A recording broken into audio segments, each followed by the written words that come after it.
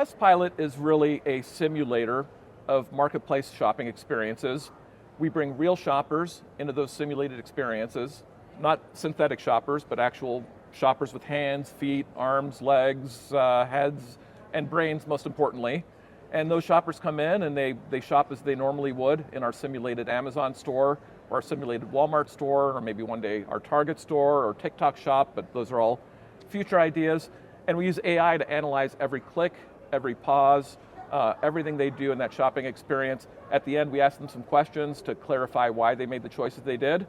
And within 72 hours, a brand gets a full report back, helping them understand which item maybe that they tested has the best potential, or whether or not a price increase is actually going to stick, or if a packaging change they're planning to make is actually more likely to drive clicks or conversion.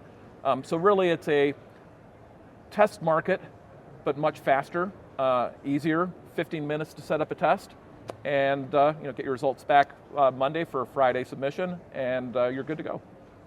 So there's a lot of value in that idea for legacy brands, which have decades of research methodologies baked into their processes.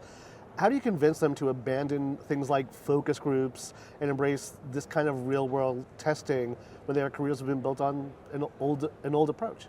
Yeah, so we talk to a lot of CMOs at big companies, and that's a little bit of my background. I spent 14 years at P&G in marketing before moving to the agency and services world. And really the pitch to them is, how many research occasions have your people had this year?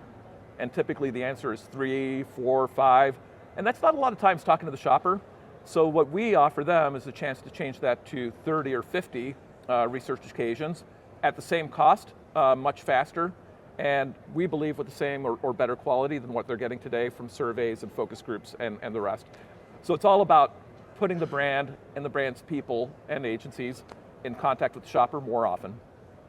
So when you look across the retail and advertising landscapes, what do you see as the biggest opportunities for connecting data effectively right at this moment? Yeah, I think it's about having easy tools, but I think it's also about having continuity of learning. So we treat learning like an event, but it's really a process.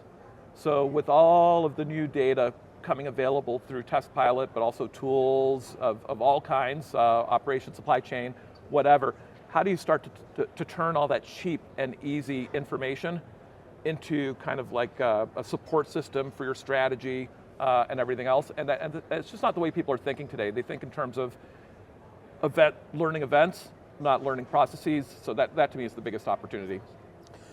So collaborative data has also been a big topic that we've been focusing on at Groceryshop this week. Beyond analytics and reporting, how can collaborative data actually improve the customer experience in real time? Yeah, I take a very strong product development lens towards this. So for me, collaborative data is about getting all of your partners, your formulators, your marketers, your agencies again, together looking at the same thing and being able to query further and ask clarifying questions. So really it's about multifunctional access to the same information and easy access to that information. So events like this one are all about what are the latest innovations. When it comes to innovations in data partnerships or measurement, is there anything that you've seen here or elsewhere even that is really exciting you at the moment? Yeah, so as a founder, especially a second-time founder, efficiency is a really big part of what I'm focused on. Like, how do I avoid mistakes and get there faster? And what I've been really fascinated and I was looking for at Groceryshop to see is this whole idea of AI employees and functional help, operations help, everything else.